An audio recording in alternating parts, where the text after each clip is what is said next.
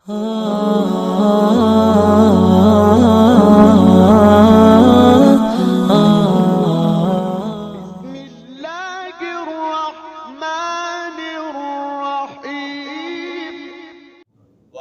اللہ، اور فرمایا اللہ نے، لا تتخذوا، تم مت بناؤ، الہین اثنین، دو معبود، انما هو الہ واحد، بے شک وہ ایک ہی معبود ہے، فَإِيَّايَ فَارْهَبُونِ، بس مجھ سے ہی ڈرو، وَلَهُ مَا فِي السَّمَاوَاتِ وَالْأَرْضِ، اور اسی کا ہے جو کچھ آسمانوں میں ہے اور جو کچھ زمین میں، وَلَهُ الدِّينُ وَاصِبًا، اور اسی کی دائمی اطاعت ہے، أَفَغَيْرَ اللَّهِ تَتَّقُونَ، کیا اللہ کے سوا دوسروں سے تم ڈرتے ہو، وَمَا بِكُم مِّن نِّعْمَةٍ فَمِنَ اللَّهِ،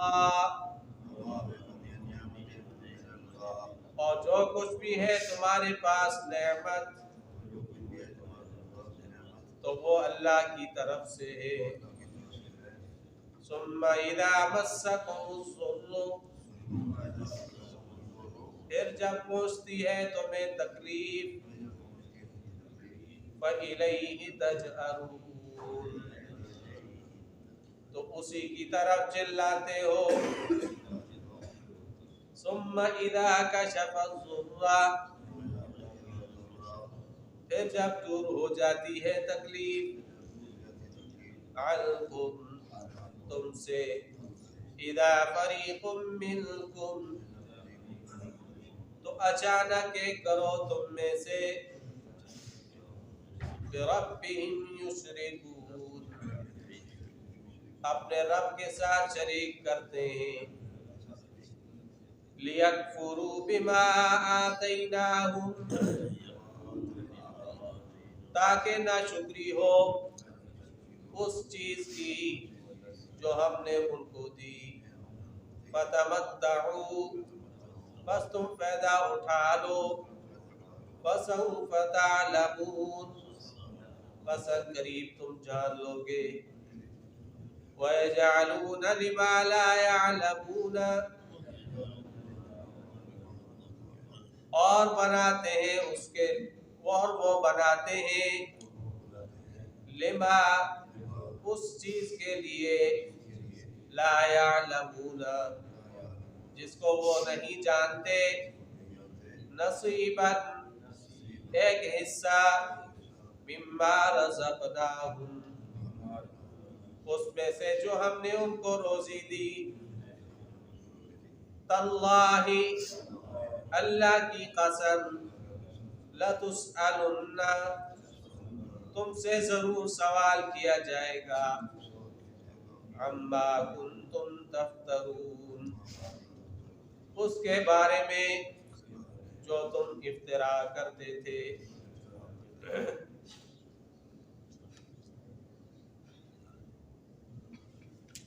پچھلی آیات میں اللہ تعالیٰ نے اس بات کا تذکرہ فرمایا تھا کہ جو لوگ نافرمانیاں کرتے ہیں، برائیاں کرتے ہیں، تو وہ اللہ کے عذاب سے اتنے بے خوف کیوں ہو گئے؟ اگر اللہ چاہے تو ان کو زمین کے اندر دسا دے، یا ایسی جگہ سے عذاب دے جہاں سے ان کو پتہ بھی نہ ہو، یا پھر چلتے پھرتے ان کو عذاب دے دے، اس کو کوئی عاجز کرنے والا نہیں، یا خوف دلائے اور خوف دلانے کے بعد وہ ہلاک کر دے۔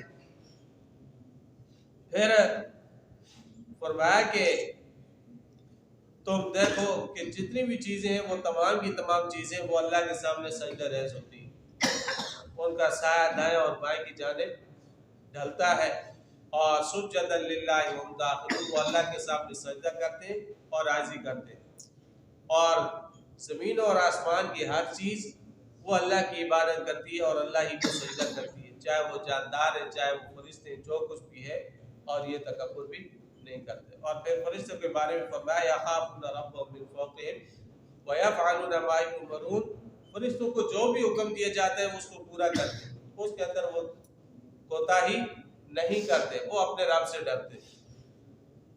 آج کی آیات میں اللہ تعالیٰ نے پھر توحید کے اوپر دلائل دی، وقال اللہ لا تتخذوا الہین اثنین، اور فرمایا اللہ تعالیٰ نے کہ تم دو معبود نہ بناؤ۔ مجوسیوں کا ایک گروہ ہے جو کہتے ہیں کہ خدا دو ہے، اور اس کا ذکر سورہ انعام کے اندر بھی ہو چکا ہے۔ الحمدللہ الذی خلق السماوات والارض وجعل الظلمات والنور، کہ اللہ وہ ذات ہے جس نے آسمان اور زمین کو پیدا کیا، اور وجعل الظلمات والنور، اندھیرے اور روشنی کو پیدا کیا۔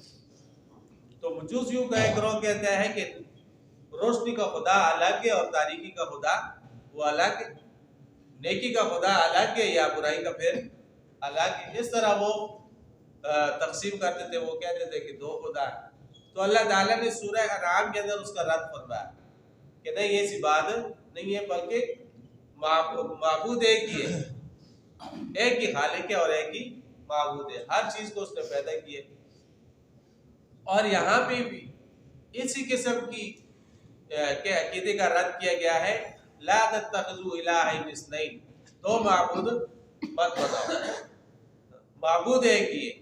الہین یہ دو معبودوں کو کہتے ہیں الہین، اور اثنین اس کو اللہ تعالیٰ تاکید کے لیے لائے، لا تتخذوا، تم نہ بناؤ الہین اثنین، دو معبود، انما هو الہ واحد، بے شک وہ ایک ہی معبود ہے، معبود برحق وہ ایک ہی ہے جس نے تمام چیزوں کو پیدا کیا اور عبادت کے لائق بھی ہوئی۔ فَإِيَّايَ فَارْهَبُونِ، بس مجھ سے ڈرو، میرے علاوہ کسی سے ڈرنے کی ضرورت نہیں ہے، اس لیے کہ مشکل کشا حاجت روا وہ میں ہوں، ہر چیز کے اوپر تصرف اور کنٹرول میرا ہے، مالک اور خالق میں ہوں، تو لہٰذا فَإِيَّايَ فَارْهَبُونِ، مجھ سے ڈرو، کسی اور سے نہ ڈرو۔ مجوسیوں کا یہ عقیدہ عقیدہ اصلیت کہلاتا ہے، دو معبودوں والا عقیدہ، اور اس کے علاوہ ایک عقیدہ تثلیث ہے، تین خدا والا عقیدہ، اس کا رد بھی اللہ تعالیٰ نے فرمایا۔ عقیدہ تثلیث کو ماننے والے وہ عیسائی ہیں جو اربوں کی تعداد کے اندر دنیا کے اندر موجود ہیں، تو اللہ تعالیٰ نے ان کا بھی رد فرمایا، لَقَدْ كَفَرَ الَّذِينَ قَالُوا إِنَّ اللَّهَ ثَالِثُ ثَلَاثَةٍ، کہ ان لوگوں نے کفر کیا جنہوں نے کہا کہ اللہ تین خداؤں میں سے تیسرا ہے۔ یہ تین کون سے ہیں؟ باپ، بیٹا اور روح القدس۔ باپ سے مراد اللہ تعالیٰ، اور بیٹے سے مراد حضرت عیسیٰ علیہ السلام، اور روح القدس سے مراد جبرائیل علیہ السلام، یا پھر باپ، بیٹا اور مریم، یہ تین خدا ہیں۔ اسی طرح ہندو جو ہے، ہندو وہ بھی عقیدہ تثلیث کے اندر آ کے گمراہ ہوئے، انہوں نے بھی تین خدا مان دیے، تو مادہ، روح اور ایک اور ان کا کوئی ہے۔ حالانکہ بخاری شریف کی ایک روایت آتی ہے کان اللہ ولم یکن معہ شیء، کہ اللہ تعالیٰ کی ذات موجود تھی جب کچھ بھی نہیں تھا، اس کے ساتھ کچھ بھی نہیں تھا، نہ مادہ تھا، نہ روح تھی، نہ کوئی جن تھا، نہ کوئی فرشتہ تھا، نہ کوئی انسان تھا، اور نہ ہی کوئی اور چیز تھی، اللہ کی ذات موجود تھی۔ پھر اللہ تعالیٰ نے اپنی صفت خلق کے ساتھ ان کو پیدا فرمایا، انسان کو پیدا فرمایا، جنات کو پیدا فرمایا، روح کو پیدا فرمایا، مادے کو پیدا فرمایا۔ تو یہاں پہ اسی بات کا رد ہے، لا تتخذوا الہین اثنین، دو معبود نہ بناؤ، بلکہ معبود کیا ہے؟ وہ ایک ہے۔ وَلَهُ مَا فِي السَّمَاوَاتِ وَالْأَرْضِ، اور اسی کے لیے جو کچھ آسمانوں میں اور جو کچھ زمین میں، وَلَهُ الدِّينُ وَاصِبًا، اور اسی کے لیے دائمی اطاعت ہے۔ واصب کہتے ہیں دائم، لازم، جس طرح سورہ صافات کے اندر اللہ نے شیاطین کا ذکر فرمایا تو ساتھ فرمایا وَلَهُمْ عَذَابٌ وَاصِبٌ، کہ شیاطین کے لیے دائمی عذاب ہو۔ تو اسی طرح یہاں پہ فرمایا کہ آسمان اور زمین کے اندر جتنی بھی چیزیں ہیں اور جتنی مخلوقات ہیں وہ تکوینی طور پر اللہ کی عبادت کرتی، اللہ کی اطاعت کرتی. دائمی اطاعت کس کی ہے؟ اللہ کی. وَلَهُ مَا فِي السَّمَاوَاتِ وَالْأَرْضِ. اور پھر عقل کے دائرے کے اندر رہتے ہوئے انسان کو بھی چاہیے کہ وہ کس کی عبادت کرے؟ اللہ کی عبادت کرے. لیکن وَكَثِيرٌ حَقَّ عَلَيْهِ الْعَذَابُ. بہت سارے لوگ ایسے ہیں جن پر عذاب ثابت ہو چکا. کیوں؟ اس لیے کہ وہ اللہ کی توحید کو مانتے ہیں لیکن ساتھ ساتھ شرک کا ارتکاب کرتے ہیں، شرک کرتے ہیں، تو اس لیے ان پر اللہ کا عذاب ثابت ہو چکا. تو فرمایا وَلَهُ مَا فِي السَّمَاوَاتِ وَالْأَرْضِ وَلَهُ الدِّينُ وَاسِبًا. اسی کے لیے جو کچھ آسمانوں میں اور جو کچھ زمین میں ہے، وَلَهُ الدِّينُ وَاسِبًا، اور اسی کے لیے کیا ہے؟ دائمی اطاعت. أَفَغَيْرَ اللَّهِ تَتَّقُونَ. کیا اللہ کے علاوہ سے تم ڈرتے ہو جن کو تم نے شریک بنایا ہے؟ تم ان سے ڈرتے ہو؟ افغیر اللہ تتقون. بھلا وہ بھی کوئی ڈرنے کی چیز ہے؟ ان سے بھی. وہ تو مخلوق ہے، خالق تو اللہ کی ذات ہے، لہذا تمہیں اللہ سے ڈرنا چاہیے، مخلوق سے اور باطل معبودوں سے تمہیں ڈرنے کی ضرورت نہیں ہے. افغیر اللہ تتقون. وما بکم من نعمت فمن اللہ. اور جو کچھ بھی تمہارے پاس نعمت ہے تو وہ کس کی طرف سے؟ اللہ کی طرف سے. نعمت حسی ہو یا معنوی ہو، روحانی ہو یا جسمانی ہو، ظاہری ہو یا باطنی ہو، ہر نعمت اللہ کی طرف سے. جس طرح سورہ لقمان کے اندر اللہ نے اس بات کی وضاحت فرمائی. الم تر ان اللہ سخر لکم ما فی السماوات و ما فی الارض واسبغ علیکم نعمہ ظاہرۃ و باطنہ. کیا تم نے نہیں دیکھا کہ اللہ نے آسمان اور زمین کو تمہارے لیے مسخر کر دیا؟ واسبغ علیکم نعمہ ظاہرۃ و باطنہ، اور ظاہری اور باطنی نعمتوں کی تم پر تکمیل کر دی، کامل کر دی تم پر. تو انسان کو اللہ تعالیٰ نے بہت ساری نعمتوں سے نوازا. انسان کے جسم کے اندر بہت ساری نعمتیں، اسی طرح انسان کے جسم سے باہر انسان کے لیے اللہ نے بہت ساری نعمتیں رکھی، جس طرح صحت ہے، علم ہے، عمر ہے، عہدہ ہے، منصب ہے، اقتدار ہے، شہرت ہے، سوسائٹی میں اعلیٰ مقام ہے. یہ ساری کی ساری نعمتیں. اور فرمایا کہ یہ ساری نعمتیں کس کی طرف سے؟ فمن اللہ، اللہ کی طرف سے. ثم اذا مسکم الضر. پھر جب تمہیں تکلیف پہنچتی ہے فإلیہ تجأرون، تو تم اسی کی طرف چلاتے ہو، اللہ کے سامنے گڑ گڑاتے ہو، اللہ کے سامنے روتے ہو. تو جب انسان بیمار ہو اور ڈاکٹر بیٹھ کے سرانے کھڑا ہو اور وہ کہہ دے کہ بھائی آپ اس کو صرف دعا کی ضرورت ہے، تو اس وقت انسان کس کی طرف رجوع کرتا ہے؟ اللہ کی طرف کرتا ہے. انسان کہتا ہے کہ اللہ اب ظاہری اسباب ختم ہو چکے، اب شفا دینے والی ذات تیری. تو فرمایا کہ جب تمہیں تکلیف پہنچتی ہے تو تم اسی کی طرف چلاتے ہو، روتے ہو، چیختے ہو اور دعائیں کرتے ہو، گڑ گڑاتے ہو کہ اللہ اب ہمیں شفا دے. لیکن پھر کیا ہوتا ہے؟ ثم اذا کشف الضر عنکم. پھر جب تمہیں تکلیف سے نجات مل جاتی ہے، اذا فریق منکم بربہم یشرکون. ایک گروہ تم میں سے اپنے رب کے ساتھ پھر شریک ٹھہرانے لگے، وہی باطل اور شرکی عقیدہ اپنا لیتا ہے، غیر اللہ کے نام کی نظر و نیاز دیتا ہے. وہ ایسے ہو جاتا ہے گویا اس پر عذاب آئے نہیں، اس پر مصیبت آئی نہیں، یا اس نے مصیبت تو اس کے اوپر آئی اور اس نے اللہ کو پکارا ہی نہیں. ایسا وہ پھر شرکی کاموں کے اندر لگ جاتا ہے. جب بڑا ہوتا ہے تو کہتا ہے کہ بس اب اللہ تیری مانوں گا، اب میں نماز نہیں چھوڑوں گا، اب میں یتیم کا کام نہیں چھوڑوں گا. لیکن جب صحت مند ہو جاتا ہے، تندرستی مل جاتی ہے، پھر وہی پرانا طریقہ اختیار کر لیتا ہے، اسی روش پہ چل پڑتا ہے. اذا فریق منکم بربہم یشرکون. یہ سب کچھ کیوں کرتا ہے؟ لیکفروا بما آتیناہم، تاکہ ناشکری ہو اس چیز کی جو ہم نے ان کو دیا. تو اب اللہ نے جتنی نعمتیں دی تھی اور نعمتوں کی قدردانی ہونی چاہیے تھی، اس کا نتیجہ ناشکری کی صورت میں نہیں نکلنا چاہیے تھا، لیکن یہ ناشکری کرتا ہے. تو اللہ فرماتے ہیں فتمتعوا، اب تو فائدہ اٹھا لو.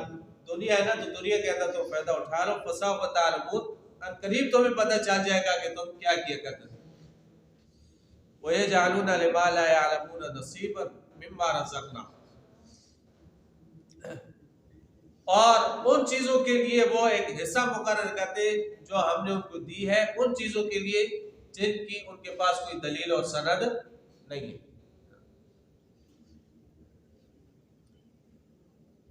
وَجَعَلُوا لِلَّهِ مِمَّا زَرَعَ مِنَ الْحَرْثِ وَالْأَنْعَامِ نَصِيبًا، کہ وہ کھیتوں کی پیداوار میں سے اور مویشیوں میں سے ایک حصہ وہ اللہ کے نام کا مقرر کر دیتے، اور کیا کہتے ہیں فَقَالُوا هَذَا لِلَّهِ بِزَعْمِهِمْ، یہ اللہ کا ہے، وَهَذَا لِشُرَكَائِنَا، اور یہ ہمارے شریکوں کا ہے، شریکوں کا۔ اب روزی کس نے دی؟ اللہ نے دی، اور مقرر کس کے لیے کر رہے ہیں؟ غیر اللہ کے لیے۔ اب دودھ دینے والی ذات دودھ اللہ نے دی ہے، لیکن اب یہ روزی ہے نا اللہ کی طرف سے دی ہوئی۔ وَيَجْعَلُونَ لِمَا لَا يَعْلَمُونَ نَصِيبًا مِمَّا رَزَقْنَاهُمْ، ان میں سے جو ہم نے ان کو رزق دی اس میں سے ایک حصہ وہ غیر اللہ کے نام کا رکھ لیتے ہیں، مقرر کر لیتے ہیں، کہتے ہیں کہ یہ 11ویں شریف کا ہے، یہ فلاں کا، یہ فلاں۔ اسی طرح دمبے کا اور بکرے کا گوشت، اس کو اللہ نے پیدا کیا، یہ اللہ کی طرف سے روزی ہے، اور یہ کہتا ہے کہ یہ تو فلاں دربار کا، فلاں دربار کا، تو یہ اللہ کی دی ہوئی روزی میں سے غیر اللہ کے لیے حصہ مقرر کرنا ہے۔ وَيَجْعَلُونَ لِمَا لَا يَعْلَمُونَ نَصِيبًا مِمَّا رَزَقْنَاهُمْ، تَاللَّهِ، اللہ کی قسم، لَتُسْأَلُنَّ، تم سے ضرور سوال کیا جائے گا، عَمَّا كُنتُمْ تَفْتَرُونَ، اس کے بارے میں جو تم افترا کرتے تھے، تم سے پوچھا جائے گا کہ تمہیں فلاں بابے نے یہ کہا تھا کہ میرے نام پہ اس کو مقرر کر دیتے، میرے نام کی نظر و نیاز دیتے، فلاں نے تمہیں کہا تھا، فلاں بزرگ نے تمہیں کہا تھا، کسی پیر نے تمہیں کہا تھا، تو یہ ساری باتوں کا تمہیں وہاں بھی پھر جواب دینا پڑے گا۔ تاللہ لتسألن عما کنتم تفترون، جو تم افترا کرتے تھے۔ وَلَقَدْ يَسَّرْنَا الْقُرْآنَ لِلذِّكْرِ فَهَلْ مِن مُّدَّكِرٍ